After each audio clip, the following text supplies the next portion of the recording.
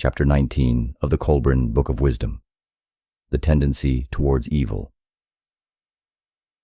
Everyone born to be tested in a mortal world has a tendency towards things which are evil, rather than towards those which are good. The material part of man, with its heritage of decay, finds itself more attracted towards evil than towards good.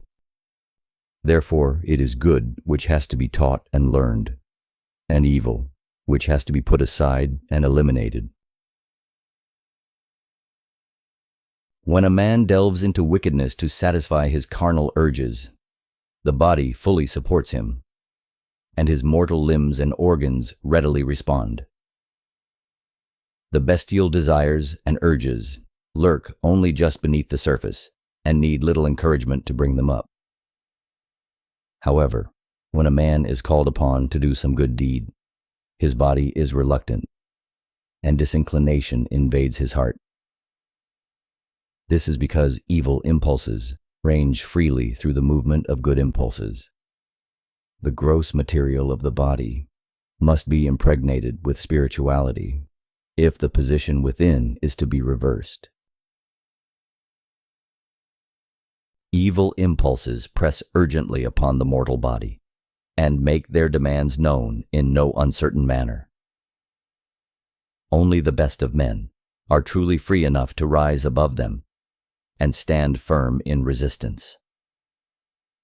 Passions and the demands of the body are aggressors from the realm of evil, seeking to capture and enslave the spirit. These aggressors must be subdued, put in restraint, and made to serve.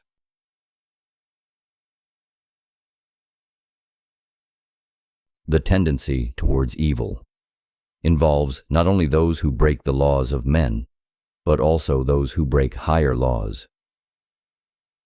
The good religion should not concern itself so much with earthly lawbreakers, for the laws of men can deal with them, but with greater things, against which the laws of men are inadequate. The number of lawbreakers and outcasts in any nation is the measure of a nation's spiritual deficiency. Where there is lawlessness, there will also be injustice, for the two go together like light and shade.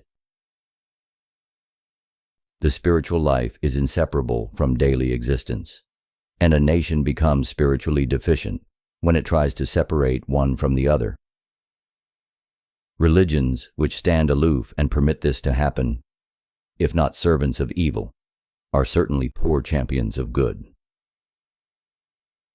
The laws of men have to be enforced only when people cease to govern their lives by spiritual laws. Therefore, of all laws, spiritual laws are the highest. The duty of religion is to concern itself with moral laws and discipline, and when it fails in this duty, it no longer serves the welfare of mankind. The laws of men are completely inadequate for this, as indicated by their complexity and multiplicity. The greatness of any nation resides in its national spirit, and the breath of that spirit is religion. The tendency towards evil is opposed by religion, the champion of good, which must prove itself equal to the challenge. A poorly armed champion, ill-prepared for combat or defective in resolution, is of no use whatsoever, though the people of few nations deserve anything better. The tendency towards evil includes abuse of the body, for unhealthy excesses lead to weakness, apathy, and early death. The body that is overstuffed with food houses a selfish spirit, which has deprived others of sustenance. A body worn out with dissipation hides a spirit which has surrendered to wickedness.